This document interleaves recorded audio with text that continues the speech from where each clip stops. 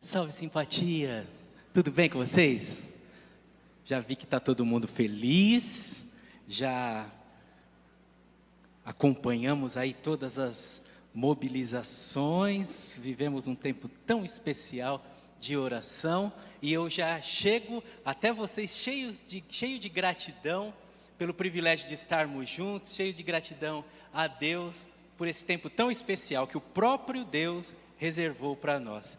Gratidão também a Alessandra, que tão bondosamente, nossa presidente, vem conduzindo, e cada um dos que compõem a equipe, mas quero fazer um destaque muito especial a um grupo que às vezes não recebe menção, às vezes não tem um destaque, e certa feita eu aprendi que quem aplaude a criatura, aplaude ao Criador. Então não se escandalize não, porque é para Jesus, com toda a certeza, que mobiliza as pessoas, que capacita, que habilita.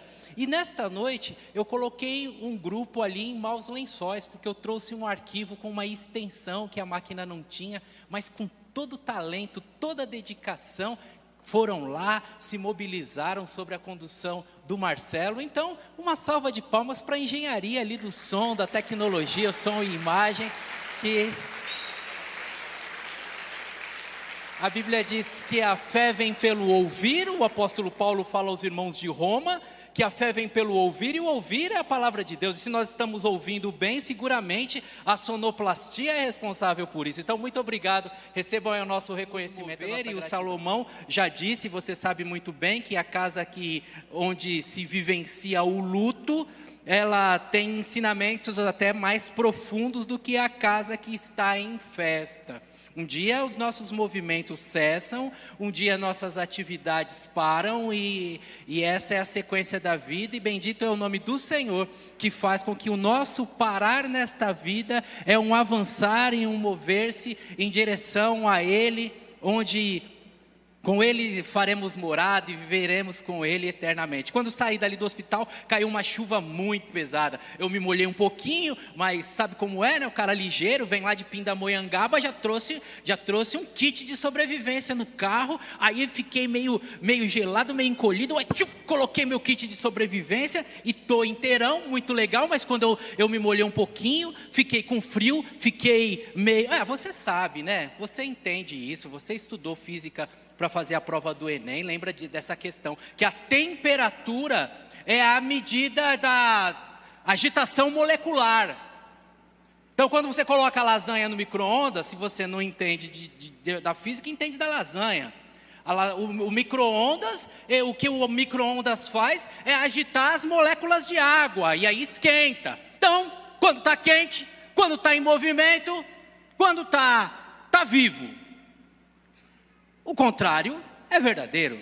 Cessar o movimento e, de alguma maneira, fazer com que as coisas parem, quanto mais tende ao movimento zero, menos vivo está. Portanto, é possível afirmar para você que a vida é fluxo, a vida é movimento, a vida é vibração, a vida é agitação, a vida é molécula batendo em molécula, átomo batendo em átomo. Quando tem vida, tem movimento, seja no campo da química, quando as moléculas então se agrupam e reagrupam, seja no campo da física, quando os átomos estão em movimento, os elétrons, prótons, e é o movimento que faz com que as coisas sejam. Na elétrica, a diferença de potencial faz com que um fluxo de energia aconteça e que tudo que há possa ser visto, vivenciado, experimentado. Até mesmo na física quântica, quando você está ali avaliando um feixe de luz, o raio de luz ali, e na luz os elementos ali dos fótons, que eles são ao mesmo tempo onda e matéria. E o que os caras fizeram na física quântica, da descoberta mais sensacional de todas, foi que quando você dá um feixe de luz num vão, e quando você mantém ali aquele fluxo, passando ali a milhão, tá tudo bem, estão passando os fótons. Se você olhar os fótons desviam. E aí a física quântica chegou ao seguinte enunciado: um observador muda o resultado das coisas.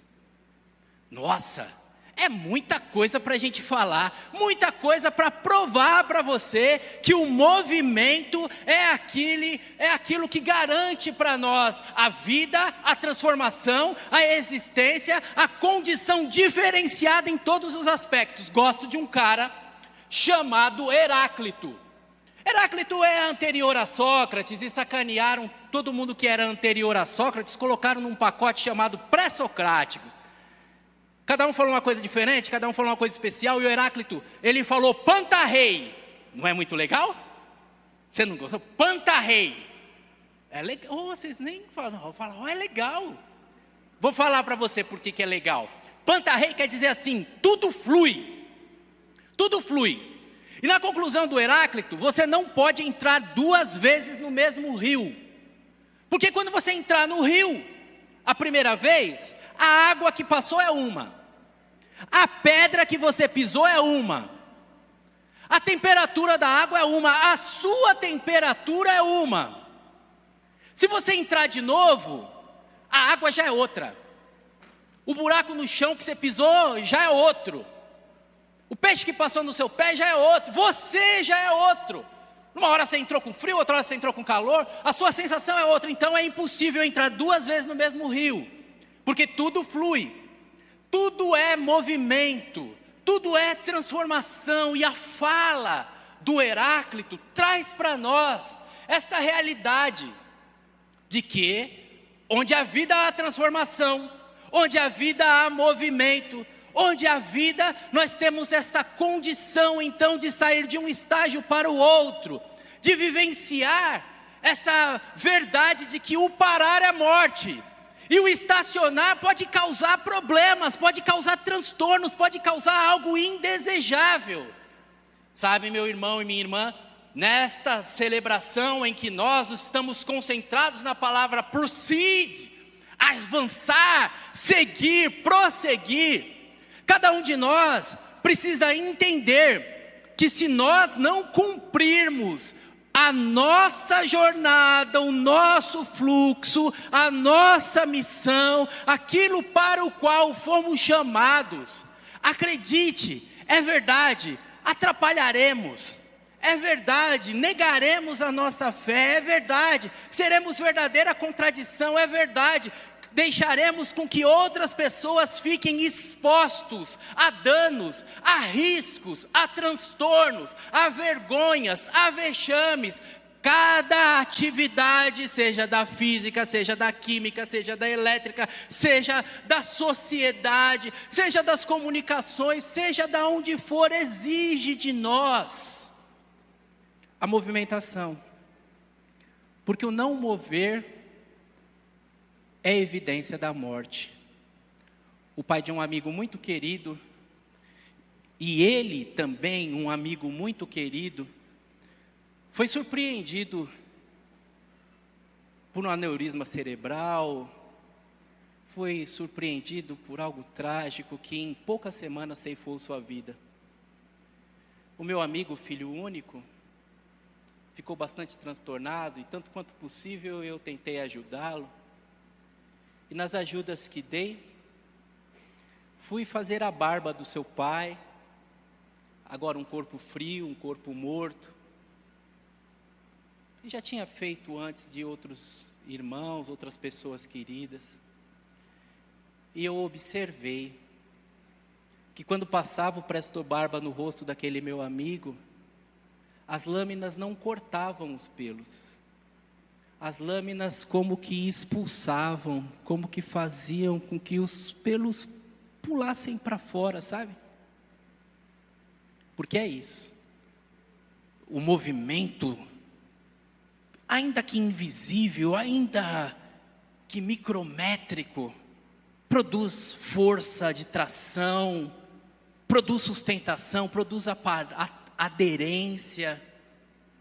O corpo morto não consegue sustentar, não consegue suportar, não consegue vivenciar nada. E esta minha afirmação, que estou falando para você em múltiplas ciências, que o movimento gera a vida, que o movimento é transformador, que o movimento ele é a chave de tudo, é tão verdade que ele acontece até nas emoções. Os corações que se inclinam na direção de outro coração, ele é tão verdadeiro que no nosso pedido aqui, na direção do culto, nessa verificação da alegria que está presente no seu coração, a alegria é um movimento. Um filósofo chamado Baruch de Spinoza, ele fez essa definição. Para Baruch de Spinoza, a alegria é a passagem para um estágio mais potente do próprio ser.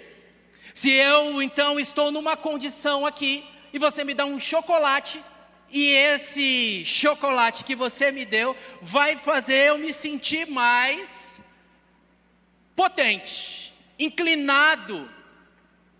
A necessidade do açúcar, o prazer pelo chocolate, a beleza do gesto, seja o que for, vai fazer eu passar de um estado para o outro estado. E o oposto também é verdadeiro. A tristeza é a passagem para um estado menos potente do próprio ser. Se eu falei para você uma coisa triste sobre a morte do meu amigo, deixa eu falar uma coisa legal para você, de uma grande alegria que eu tive na vida. A gente pode ter muitas alegrias na vida. Muitas situações fazem você passar para um estado mais potente do próprio ser. Querer vibrar, querer compartilhar, querer dançar, querer trazer as pessoas juntos. Muitas coisas podem. Casar é uma delas, muito legal. Ter filhos é muito legal, você fica alegre. Formatura para a maioria, a minha formatura não foi legal. Não foi legal. Eu tinha brigado com a namorada, o baile de formatura foi ruim. Estava mais inclinado para ouvir música do Vando. Já ouviu falar no Vando? Não é tipo assim, só para você entender que vocês são de outra geração. Eu tive aqui em 2013, a primeira vez, já faz 10 anos. Então, a maioria do pessoal que eu tive aqui a primeira vez já casou, já tem filho. Aí eu falo, eu estou ainda nos exemplos lá de trás, né, gente? Eu sou tio, vocês chamam tiozinho, é o preço. Mas para você entender, Wanda era um tipo assim de um caneta azul melhorado, sabe? Então, no dia da minha formatura, eu estava nesse naipe aí, já estava meio na fossa, estava ruim. Então, formatura não foi muito bom, não. Aí depois os outros cursos, aí depois que você faz um, aí os outros perdem a graça. Mas teve um dia que eu fiquei feliz, que meu coração ficou contente, como se eu fosse do coral da Ponte Grande. Fiquei contente. Foi o dia que eu empilhei pedrinhas, trouxe até foto ali para vocês verem. Eu não sei porquê, colocar uma pedra em cima da outra me deixou feliz. Fez alguma coisa especial acontecer dentro do meu coração. E era um movimento para deixar as pedras paradas, porque a zica desse negócio é que as pedras caem. Entendeu? Você tem que ficar parado para fazer sucesso. Mas aí a pedra cai, você tem que começar tudo de novo. Mas quando as pedras estavam estacionárias, e neste movimento, aconteceu uma coisa interessante, porque diante das pedras paradas, o mundo em volta estava se movendo. Vinha um tiozinho, um vozinho com a vozinha do lado. Vozinho meio de militar, aposentado, meio nervoso. Mas quando ele viu o meu negócio, talvez ele quis dizer assim, você é besta empilhando essas pedras aí, rapaz, para de bobagem. Mas ele não fez isso. Diferente disso, uma voz interior, a criança interior dele brotou, e ele começou a gritar assim, desfez a cara feia e começou a gritar assim, vai cair, vai cair, vai cair. A vozinha, por sua vez, era do bem, e já logo deu uma cotovelada nele.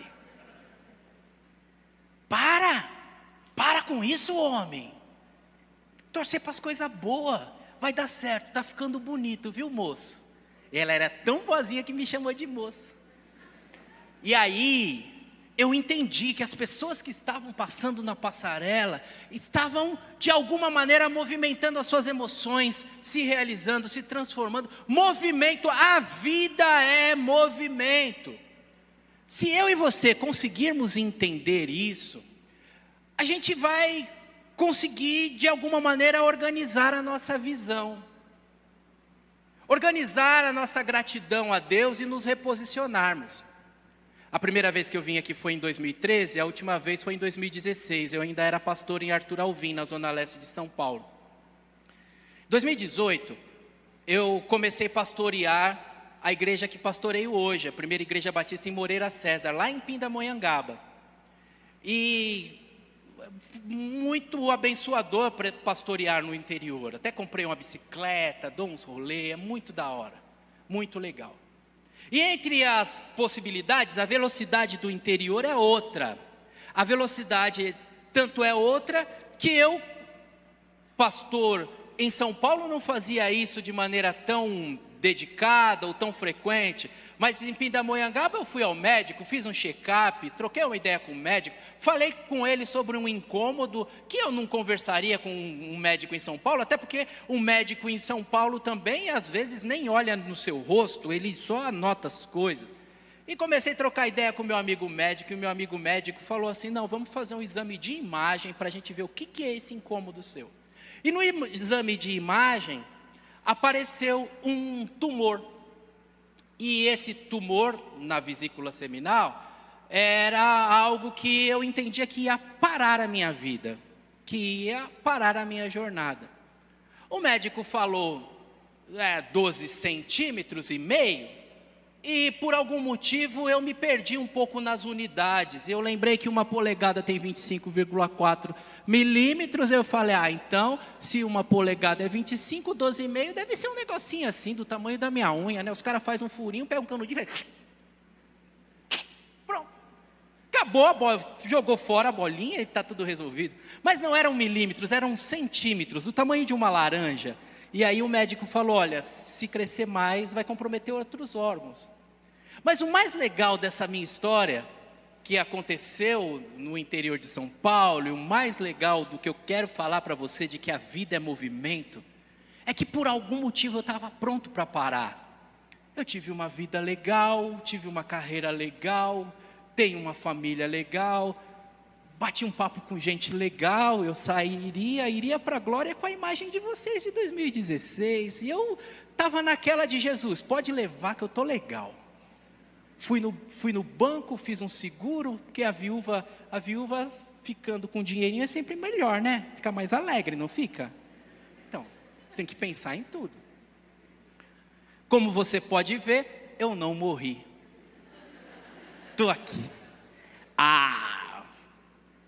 Jeová me queria no movimento. E agora eu estou assim, elétrico, para lá, para cá.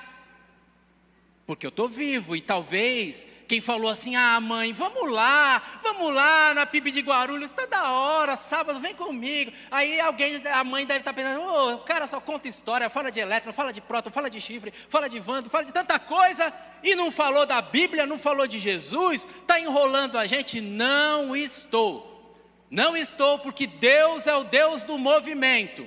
Quando Deus se revela a Moisés e começa a contar a história que vai criar a cosmovisão do povo de Israel, aquele povo que no Egito olhava e não tinha referenciais de como foi criado, de como foi feito, de como as coisas iniciaram, do que era o certo, do que era errado, do que era moral. Aquele povo então tem em Moisés alguém que vai registrando como as coisas aconteceram e criando a sua identidade. E a Bíblia, que começa dizendo, no princípio criou Deus os céus e a terra, diz que Deus estava se movendo, pairando sobre as faces das águas, diz o livro de Gênesis.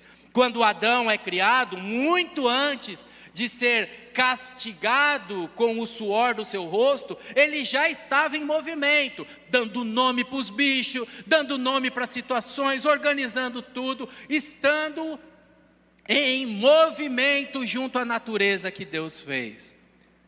Porque não falar em Gênesis capítulo 12, quando a primeira família é chamada, a fala de Deus traz para Abraão verbos de movimento: sai da sua terra, sai da sua parentela e vai Para onde eu vou mostrar? Deus é Deus do movimento. O povo de Israel, eu vou poupar você da exposição de cada uma das passagens, da sistematização dessa ideia. Podemos chegar até em Miqueias, capítulo 2, versículo número 10, quando Deus diz, não é para parar. Aqui não é o lugar do seu descanso. E se no Velho Testamento as coisas funcionavam assim, figura de como as coisas seriam para nós, em Cristo Jesus nós temos então essa evidência, o Deus que da sua glória celestial vem até aqui, em movimento, o verbo se faz carne e habita entre nós, e anda entre nós, e chama-nos para andar com Ele, e esse fluxo, esse movimento,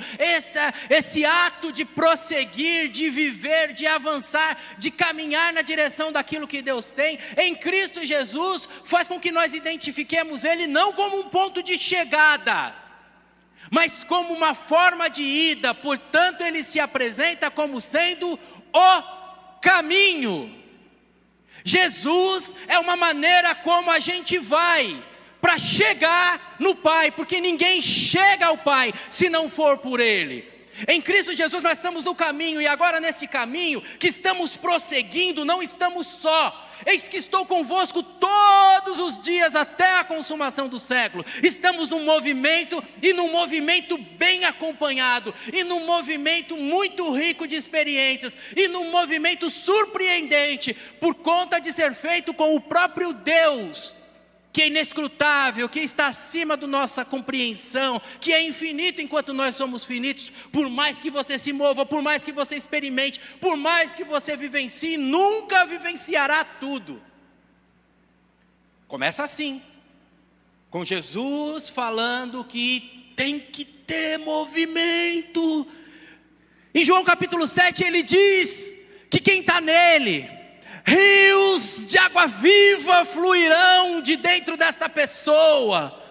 Movimento nas emoções, não é ativismo. É um coração que se move em direção ao próximo, é um coração que se move em direção a Deus, é uma vida que está inquieta com as situações, é gente que olha as coisas e diz, não pode ser assim, tem um jeito diferente de ser, de viver e de experimentar. E quando a comunidade de Jesus é inaugurada, quando aqueles do movimento se aglutinam, eles formam um corpo, e este corpo, onde todos os membros têm um movimento importante, relevante e diferenciado, este corpo tem na sua inauguração um fluxo. Em Atos 2 é derramado o Espírito sobre toda a carne. Venha comigo e perceba que enquanto há movimento há vida,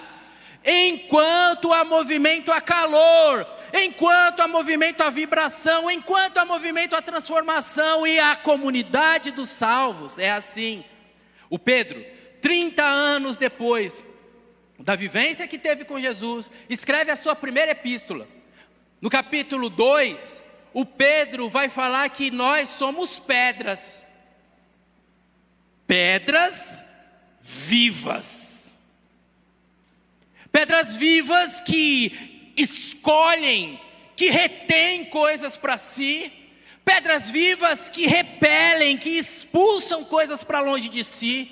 Abandonem toda a ira, abandonem toda a maldade, faça um movimento contrário a tudo que te separa de Deus. Pedras vivas, onde Jesus é a pedra de esquina. O Pedro tem essa percepção da necessidade do movimento, porque a comunidade que o Espírito que sopra e leva cada um para onde quer, para Pindamonhangaba, para o bairro dos Pimentas, Guarulhos, na sua totalidade, é um movimento. Se o Pedro entendeu isso, o Paulo entendeu também, e foi exatamente isso que vocês nos trouxeram. Nos trouxeram esta beleza de uma passagem, e como o estudo de uma passagem sempre é bom quando a gente olha o que vem antes e olha o que vem depois, trouxe para você um versículo antes e alguns versículos depois do nosso texto áureo. e nós poderemos lê-lo juntos. Eu quero convidar você a ler comigo, vamos lá? Não que já a tenha alcançado, ou que seja perfeito, mas eu prossigo para alcançar aquilo que também fui preso por Cristo Jesus. Irmãos, quanto a mim, não julgo que o haja alcançado, mas uma coisa faço, e é que, esquecendo-me das coisas que atrás ficam, e avançando para as que estão adiante de mim, prossigo para o alvo, pelo prêmio da soberana vocação de Deus em Cristo Jesus. Pelo que todos quantos somos perfeitos, sintamos o mesmo. E se sentis alguma coisa de outra maneira, também Deus vos revelará. Mas naquilo a que já chegamos, andemos segundo a mesma regra e sintamos o mesmo. Ganhou um colorido o texto? Ganhou um colorido do movimento? Ganhou um colorido deste nosso olhar, de tudo aquilo que se pode observar nessa passagem tão rica e tão diferenciada para todos nós. Quero caminhar com você e quero que você perceba junto comigo que o apóstolo Paulo mostra que ele está vivo, e por isso precisa prosseguir. E é tão bonito, não é? Quando você lê, por exemplo, quando Paulo escreve para Timóteo, ele está prestes a perder a sua vida, prestes a ser martirizado. E sabe o que Paulo fala para Timóteo? Depois você lê na sua casa. Ele fala assim: olha, vem rápido, para a gente estar junto. Traz a minha capa. Calor é índice de agitação molecular. Precisa agitar, que ele está com frio na masmorra. Traz os meus pergaminhos. Preciso movimentar minhas ideias. O cara vai morrer, você não quer estudar nem para viver, para ser promovido na empresa. O cara vai morrer e quer estudar. Traz os pergaminhos. Quero morrer ativo, com a minha mente bolando ideia, conectando informações. Traz o João Marcos. Quero mover meus afetos e acertar situações pendentes do passado. O nosso proceed, na Bíblia King James, o prosseguir do Paulo não é traduzido como proceed. Mas o prosseguir do Paulo, que no original é de ioco, é um prosseguir ativo, um prosseguir de alguém que não está indo, mas não está fugindo, sabe? Está enrolado, né? Vou usar uma palavra melhor para você. Dioco, se for para traduzir na nossa linguagem, é: pega ladrão, entendeu? Se gritar pega ladrão, entendeu? Você está lá, na praça de Guarulhos, gritou, pega ladrão. Você já fica esperto para ver onde o ladrão está passando. De repente, se for fortinho, tem até os irmãos fortinhos, aqui os irmãos marombeiros, a nova geração de irmãos, tem os irmãos marombeiros. Você já pega o ladrão. Esse é o prosseguir do Paulo, que ele está trazendo para os irmãos esta percepção. Essa percepção que com luva de pelica, de uma maneira muito elegante, muito clássica, aqueles irmãos lá de Filipos, que estavam se sentindo, o Paulo, sabe aquela coisa do meme? Aquela coisa do meme? Escreve aí, Timóteo, seus trouxas, tem muita coisa para viver pela frente. Paulo, não podemos escrever isso. Então escreve assim: quanto a mim, amados irmãos, não julgo que eu tenha alcançado, mas uma coisa eu faço, que prosseguindo. Você entendeu? É assim que a Bíblia está, é assim que a Bíblia diz. Filipenses é chamada a epístola da alegria. Alegria é a passagem de um estado mais potente do próprio ser. O Paulo sabe que a cada encontro que ele tem com Jesus é um encontro transformador, que cada coisa que ele vive, que ele experimenta, aproxima ele mais daquilo para o qual ele foi criado, aproxima ele para a salvação, que cada uma das experiências vividas com os irmãos são experiências de satisfação, de alegria, de paz com Deus, de realização pessoal, que o conduz até o momento da história, dizer, eu não sei o que é melhor, se é melhor ficar aqui ou se é melhor ir embora. Quero fazer um destaque para você no texto, expor para você de tal maneira que você guarde as palavras, que você use na sua vida, fazer um sanduíche, sabe? A revista Forbes falou que a técnica de feedback sanduíche está defasada. Técnica de feedback sanduíche é assim, se você tem um funcionário, você vai falar com ele, tem um colaborador que deu mancada, que fez alguma coisa errada, você faz, a sua bronca tem que ser um sanduíche, que é pão, hambúrguer, salame, sei lá, recheio, mistura, né? Pega a mistura e põe no pão. Pão, mistura e pão. Então você vai dar uma bronca no cara, você fala assim, olha, você está de parabéns, todos estão gostando muito do que você está fazendo. Só que você deixou uma mancada aqui que foi um erro primário, hein? Isso não poderia ter acontecido. Mas eu continuo acreditando em você e as coisas vão ficar bem. Esse é um feedback sanduíche, que é então pão, hambúrguer, pão. Faz um carinho, dá uma bronca e faz um carinho. A revista Forbes falou, não façam mais isso não funciona. Mas eu vou fazer uma pregação sanduíche. Pastor Claro, vou fazer uma pregação sanduíche.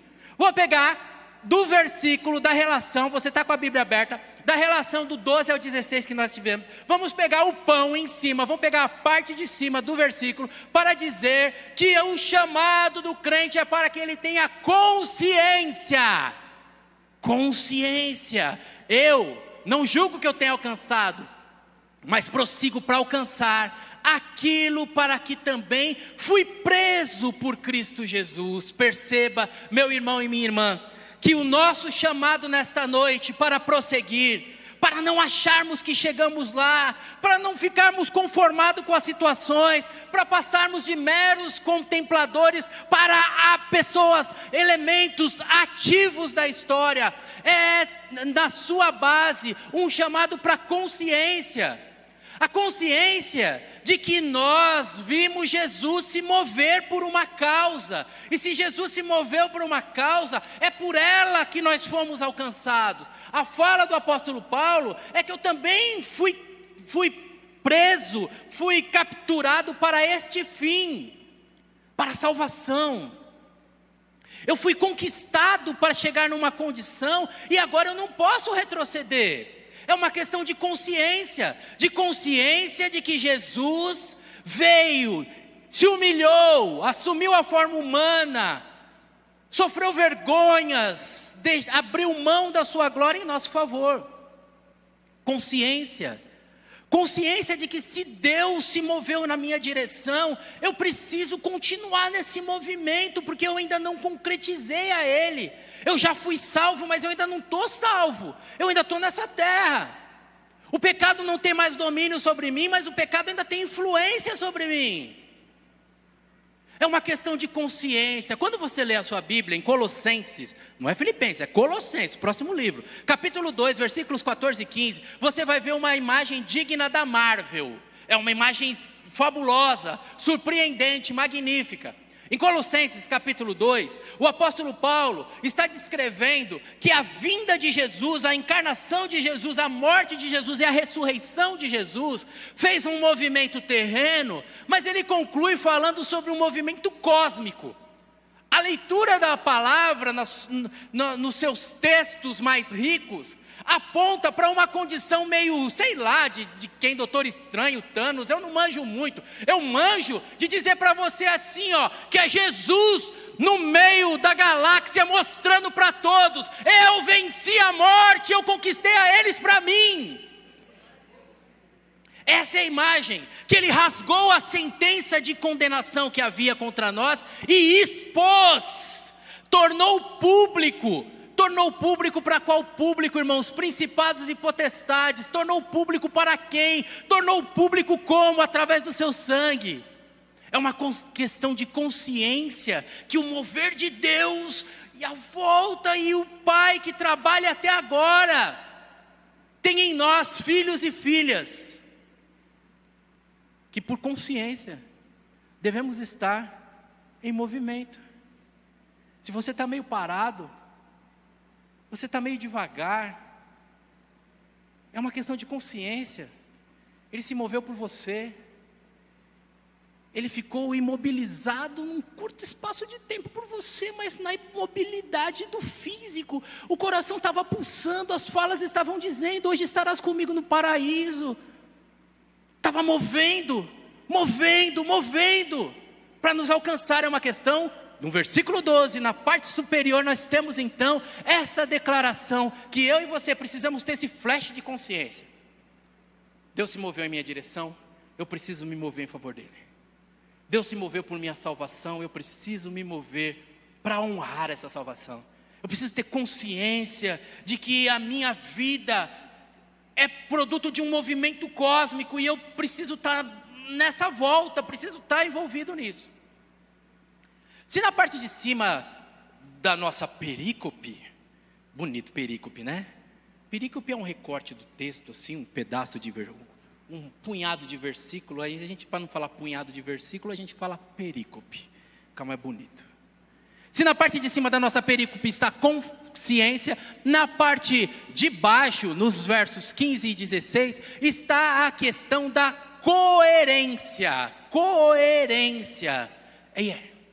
Eu e você, nós precisamos ser coerentes com a nossa fé.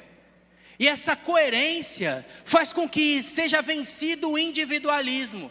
Paulo está escrevendo para os irmãos de Filipos, para que percebam que suas caminhadas não são caminhadas individuais, para que percebam que o egoísmo não deve ter mais lugar, que os sentimentos agora são uníssonos, que a verdade experimentada no livro de Atos capítulo 2, da multidão dos que creram, era só um coração, ninguém dizia que coisa alguma que tinha era sua, mas todos tinham tudo em comum. É marca dos cristãos. Precisa ser coerente, precisa viver no amor, precisa ser coerente, precisa viver a mesma fé, precisa ser coerente, viver o mesmo batismo, a mesma vibração, a mesma alegria, a mesma disposição de entoar louvores ao Senhor. Precisa ser coerente e andar, termina o versículo dizendo, segundo as mesmas regras, segundo a fé que foi experimentada, os rudimentos que foram provados, o evangelho que foi pregado. Em outro texto, Paulo vai falar: e se alguém vier para você com um evangelho diferente, ainda que seja um anjo, põe de lado. Sabe, eu e você, às vezes temos inclinação de fazer movimentos em direções que apenas satisfazem a nossa curiosidade. Fazer movimentos em direções que apenas agitam o nosso espírito, fazer movimentos em direções que de alguma maneira fazem alguma cosquinha, atendem alguma situação. Mas o Paulo está falando, o movimento de vocês é um movimento que tem uma base na adoração a Deus. Sabe aquilo que vocês viveram no começo? Anda segundo a mesma regra, anda segundo a mesma experiência, anda segundo a mesma fé. Não vai buscar coisa vazia, não vai ficar aí dando audiência, dando like em lance que não tem nada a ver. Presta atenção, você sabe discernir, você tem a Bíblia. Presta atenção, você tem oração. Presta atenção, você tem um pastor que vela pela sua alma como quem há de dar conta. Presta atenção, seja uma pessoa coerente. Coerência é atributo da matéria, é um índice de coesão molecular, está ligado à densidade. Coerência é quando as coisas se encaixam. Mas a gente usa coerência também para gramática, para análise literária. Um texto é coerente, a sua fala, a sua argumentação é incoerente, não tem nem pé nem cabeça. É incrível como a gente, como crente, é chegado nos negócios que não tem nem pé nem cabeça. Já fomos mais, melhorou, mas ainda está. No meus congressos, por exemplo, num congresso como esse, logo quando eu me converti, 17, 18 anos, tinha uns baratos loucos demais. Tinha um cara chamado Dario Salas, nossa, tinha uns negócios doidos de apocalipse, ia chegar o ano 2000, E aí o cara era crente, mas ele tinha ainda um negócio meio de católico, de mil passará, 2000 não passará, sabe? Tinha uns negócios meio incrustados nele, uns negócios assim. Aí a gente tinha isso. Ouvia o disco da Xuxa de trás para frente. Nossa, que barato louco. Virava lá o disco, né? Turma da Xuxa, turma da Xuxa. Olha, falou diabo, falou diabo. Loucura, loucura, gente.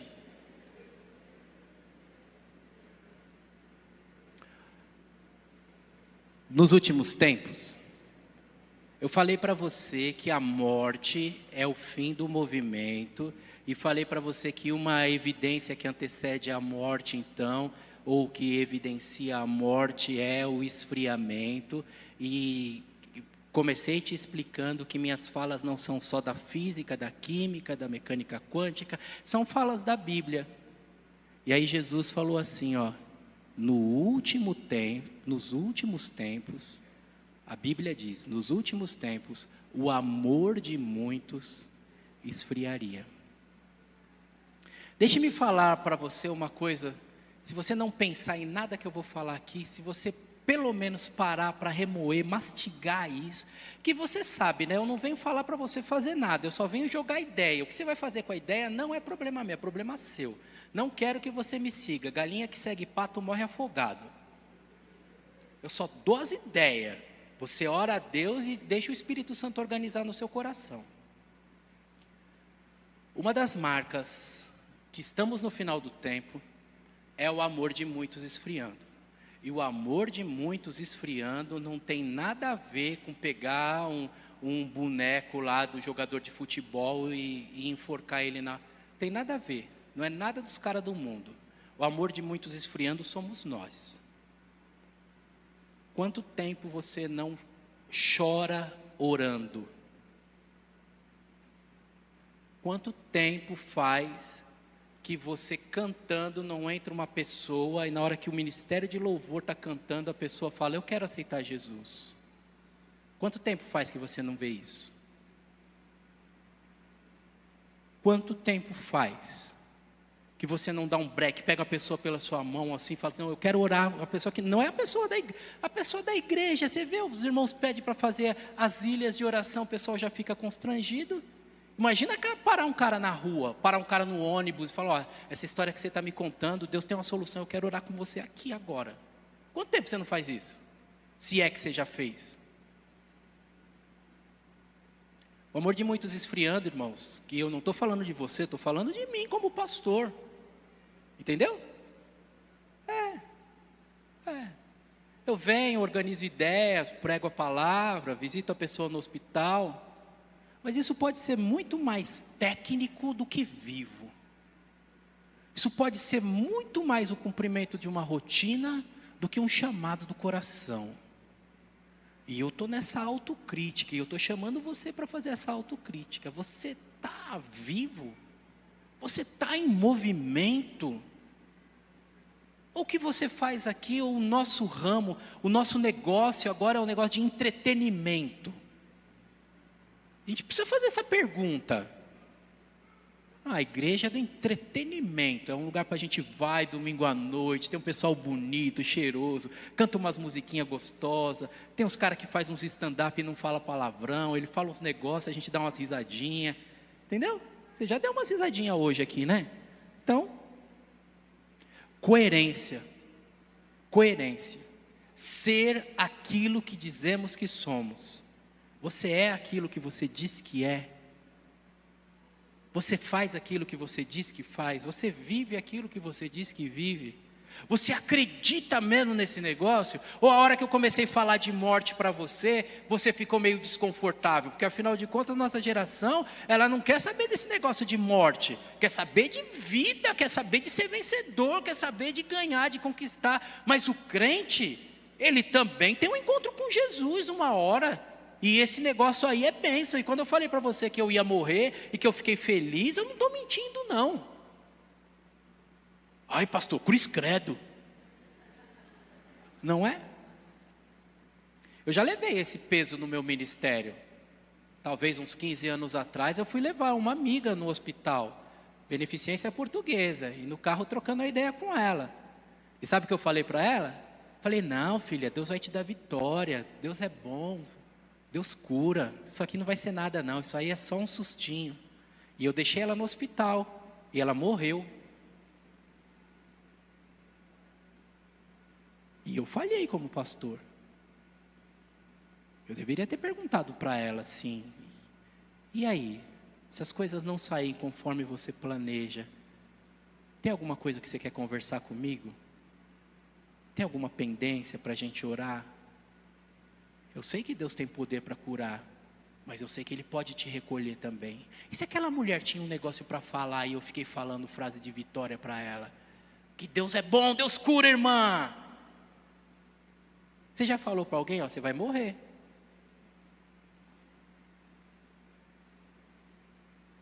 Precisamos ter coerência. Afinal de contas, a coerência que esse Paulo de Filipenses pede é a coerência de alguém que diz assim, que se nós esperamos Jesus Cristo somente para esta vida, nós somos os mais miseráveis entre os homens. Se em primeiro lugar tem que ter consciência, se em segundo lugar a gente tem que ter coerência, eu queria falar com você mais detidamente na consistência. Consistência. Fala, filhão. Interativo. Pode falar. Que eu esqueci o nome do cara. Stephen Curry. Olha, eu não ia saber falar esse nome. Esqueci. Não trouxe cola. E aí já deu certo. Obrigado. Me salvou. Pregação interativa. Olha só. Presta atenção e olha para mim. Que eu quero falar com você uma coisa muito séria que está neste texto.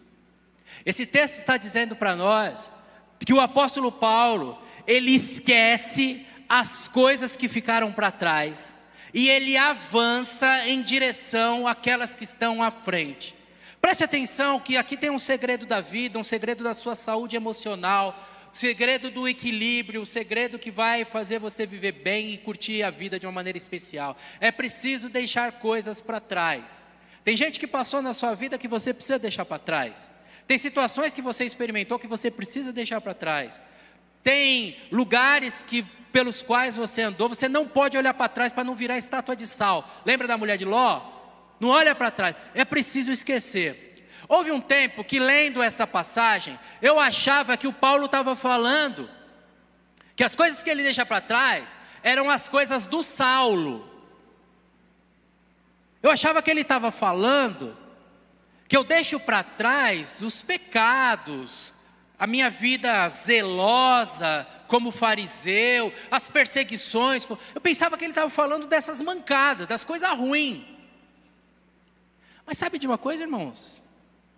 Filipenses é a epístola da alegria, em que ele está falando com uns crentes que de vez em quando se sente.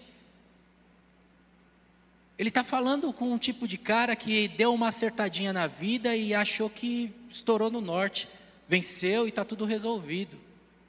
E que fica se apegando nas coisas que fez lá naquele tempo lá atrás. E a fala do Paulo, e a fala que vai libertar a sua vida e vai colocar você numa jornada de crescimento material e espiritual, é você não ficar agarrado às coisas boas que aconteceram, contando historinha daquilo que já aconteceu. Tipo o torcedor do Santos, sabe? Ah, no tempo do Pelé.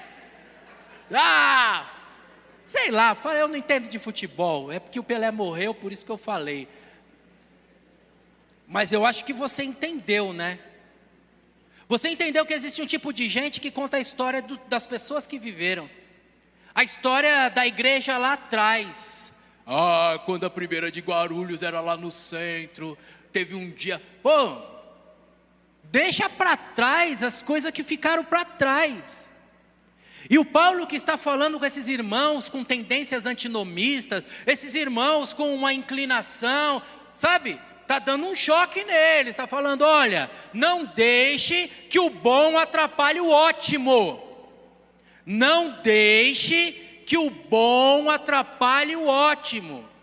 Você viveu coisas boas? Glória a Deus, tenha boas lembranças. Mas aquilo foi só um degrau para você subir, tem mais coisa pela frente. Porque senão você vai ficar só naquilo, sabe? Ai, no meu tempo, eu fiz. Eu me peguei assim, irmãos, falando de coisas que eu fiz, mas foi tanto tempo. Ninguém mais lembra, só eu lembro. Eu era de uma igreja lá na Zona Leste chamada Jardim Etelvina. A gente fez um trabalho na praça para 4.500 pessoas. Pô, legal, uma igreja pequenininha. 1.200 frangos no Natal. Mobilizamos, chacoalhamos. Mas foi em 89. Né? 89. Sei lá, foi em 95. 95 você não era nem nascido ainda. Quem comeu frango lá em 95, essa hora, como é que tá? Está até enterrado. A gente fica assim. Reunião dos pastores, né? Reunião de pastores. Não é? Não é, Toninho? Você precisava lembrar dos boinas em 1960, dizendo Jesus Cristo é o Senhor. Pô, para, meu. Vai achar um terreno para carpir, pô.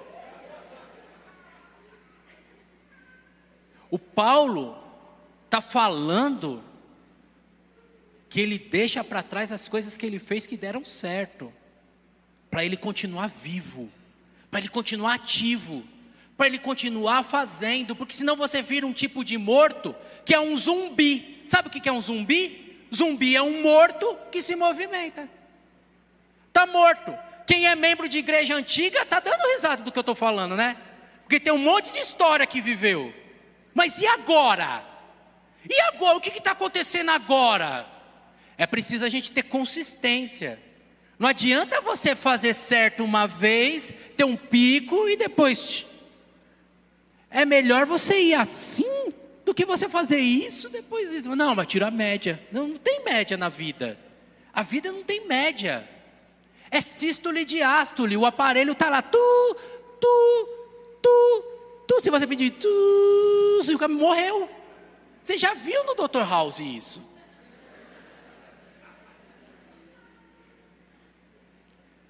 Larga as coisas que aconteceram boa. Dá glória a Deus e vai para frente. Amém? Se ele fala para largar as coisas, ele fala que ele vai para aquilo que está adiante. Ele coloca um foco, um alvo, uma direção. Eu trouxe Stephen Curry para você, porque ele era uma negação. Os técnicos dos times não queriam que ele... Falaram, não, ele é franzininho, não vai dar certo. Não deram oportunidade para ele. As coisas foram difíceis até entrar na faculdade. Na faculdade, se a memória não me trai, na Universidade da Carolina do Norte. Depois, se você quiser, você me procura lá no Facebook. Eu mando essa mensagem para você, tá bom? Tem um PDF dela, com os textos tudo certinho, com tudo... legal, aí você entra lá e vai ser legal, aí você vai ter todos os dados. Mas o mais importante de você saber, que na história deste jogador, que ganhou uma série de prêmios, o arremesso, a quantidade de arremessos de longa distância que ele acertou, a maior da história. Na jornada desse jogador, rejeitado por muitos, quando ele foi entrevistado, ele falou assim, olha, o que faz diferença é a consistência. Eu treino sempre. Fora da temporada, ele fazia 500 arremessos por dia, fora da temporada. O que me permite deduzir e falar para você com naturalidade, que a falta de habilidade técnica, que não ter DNA, tem cara que é ruim mesmo, né? Tem cara que não dá para nada, esse cara é ruim, é desajeitado, ele não consegue segurar as coisas, cai, é desengonçado, é medonho. Mas esses caras medonhos que tem bastante sentado aqui, bastante menina medonha, pela natureza, se dedicar, se for consistente, se repetir, criar hábitos, aperfeiçoar habilidades, ele supera a sua limitação natural. Entendeu? Limitação natural. Eu sou muito ruim em muita coisa, em quase tudo, na verdade. Mas algumas coisinhas eu treino, e aí dá para enganar. Vocês até estão dando risada com o que eu estou falando. Eu tenho vergonha de falar em público, tenho dificuldade de conversar, mas estou à vontade com vocês. Treinei no espelho. Tudo começou, eu tinha dificuldade para namorar. Treinei na geladeira, dava uns maios na porta da geladeira. Vocês nunca fizeram isso, não? Por isso que na minha geração não tinha BV. Porque você já beijava a geladeira. Ah, tem tanta coisa para falar para vocês. Não vou falar mais nada. Acabou a pregação. O que eu preciso que você saiba é que a consistência, ela supera a limitação. E os 500 arremessos por dia que esse homem dava, levaram a ele a mais alta posição. E o apóstolo Paulo está falando isso. Está falando que, olha, coloca um alvo. E aí você vai treinando, vai consistente, vai lá. Vai. Você dá risada, né? Mas você começou um curso de inglês e parou, eu tenho certeza disso. Tenho certeza, você começou a tocar um instrumento, aprendeu a fazer 3 notas, fez um Fá maior, um Ré menor, um Dó sustenido e parou. Você não tem consistência. Não tem consistência com Deus. Deus é onisciente. Deus sabe todas as coisas. Deus não precisa de você para saber o que você precisa na sua oração. Para que serve a oração? Para vencermos o nosso egoísmo, a nossa arrogância, a nossa vaidade. Para exercitar a humildade. É como se Deus dissesse assim: ô, veio me falar, hein? Até que enfim. Entendeu?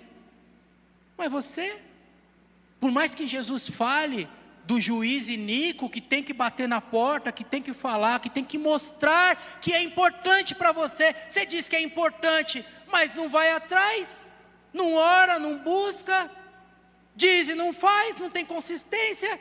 Está dando risada do meu maio na porta da geladeira? Consistência, tem que ir para cima. Eu preciso terminar. Mas se você entendeu que o nosso texto, a nossa passagem, onde Paulo fala: quanto a mim, eu não julgo que eu tenha alcançado, mas uma coisa eu faço, eu deixo de lado todas as coisas, deixo e prossigo naquela direção para a qual eu fui conquistado. E preciso fazer isso baseado naquilo que eu aprendi, naquilo que eu vivi. Se você entendeu isso, no seu coraçãozinho está a verdade que nós precisamos ter consciência. O Senhor se moveu em nossa direção para que nós nos movêssemos com Ele, pois Ele é o caminho, temos que andar com Ele, Ele está conosco todos os dias até a consumação dos séculos. Se você entendeu que esta consciência que o meu Senhor me coloca em movimento e Ele se move comigo, e você não está se movendo, você precisa fazer uma oração pedindo perdão, falando: Senhor, o Senhor moveu céus e terra para ganhar a minha alma, para tirar a minha vida das mãos do inimigo, e eu estou meio parado, me perdoa, Senhor. Se você entendeu que a gente precisa sim agir de acordo com aquilo que a gente aprendeu, viver com as pessoas, que agora o verbo não é mais conjugado na primeira do singular, não é mais eu, mas é que nós vivemos, nós fomos alcançados, nós precisamos. Se você entendeu que às vezes as nossas falas estão negando aquilo que nós dizemos que somos, os nossos comportamentos estão anulando nossas declarações. Se você entendeu que realmente eu estou sendo incoerente, hein? Eu falo uma coisa, mas faço outra. Você precisa fazer uma oração, falando assim: Deus, me ajuda a ser uma pessoa coerente, que a minha vida confirme a minha fé. Que a minha vida confirme a minha fé. Se você nessa noite entendeu que a vida é movimento, e que o movimento é transformador, e que quando não tem movimento é morte, e nós não fomos chamados para a morte, nós fomos tirados da morte para a vida, e que para isso a gente precisa não ficar plantado no passado, mas avançar para o futuro, ter um foco e caminhar nessa direção desse foco, ser mais consistente. E você é uma pessoa meio instável, você precisa orar comigo, falar: Deus, me desculpa, me perdoa, Deus, eu tenho sido inconsistente, eu digo uma coisa, faço outra, eu preciso do poder do seu Espírito Santo para minha vida confirmar, preciso ter uma coisa lá na frente para eu fazer. Se você é uma pessoa que não tem um alvo lá na frente na sua vida, você precisa entender que você está desprezando a Deus, porque Deus tem coisas lá na frente para você viver. Por isso, temos pelo menos 3 bons motivos para orar. E por isso, por conta do Deus, como disse Jesus, o Pai que trabalha até agora, que está em movimento aqui no nosso meio, Ele vai encontrar corações. Lembra dos vetores? Vem o seu coração daqui, o coração de Deus de lá e plapa, vai muito além. Se o seu coração estiver assim, Deus vai te levar além essa noite. Abaixa a sua cabeça, vamos orar, pedindo a Deus para nós sermos mais conscientes, mais coerentes, não entrar em contradição, e mais consistentes, mais firmes, para ver se você entendeu. Vamos precisar de um movimento. O meu movimento aqui na frente é o movimento de dobrar o joelho. O seu movimento, se você está dando mancada em uma dessas áreas, e esse congresso que foi elaborado com todo carinho para te colocar em movimento, para você prosseguir, e você nessa noite quer dizer assim: Deus, eu quero prosseguir, consciente, coerente e consistente. Então, faz um movimento que você está vivo, vem aqui, ajoelha aqui na frente comigo. Não vou ficar sendo apelativo, porque eu já falei que a vida está no movimento. A gente está se movendo junto. Se você quiser, vem aqui e a gente ora junto. Deus abençoe, filha. Deus abençoe, jovem. Deus abençoe. Isso. Vamos pedir a Deus para que as nossas igrejas estejam em movimento, para que nossa vida, para que nossos pastores, para a gente não congelar, para a nossa família não ficar só com aquela base do passado, só aquilo que viveu. Deus abençoe. Venha mesmo. Seu movimento é sinal que você está em direção a algo novo com Deus.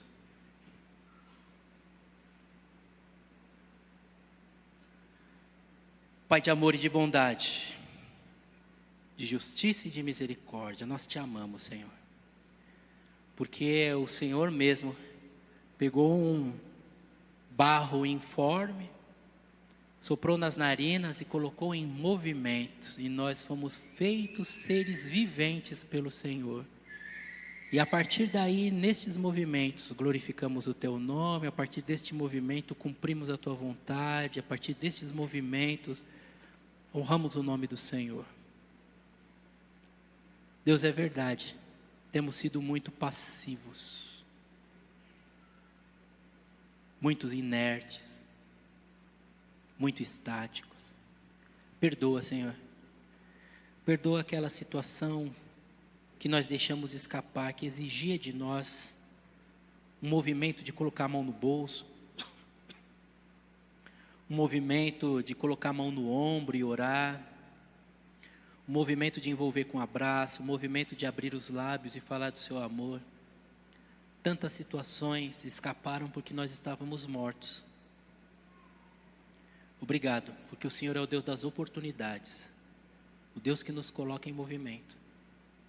Eu estou aqui com o joelho dobrado, não fazendo uma encenação, pedindo perdão ao Senhor e pedindo ao Senhor: Deus, move de maneira especial o meu interior, me coloque em movimento, Senhor.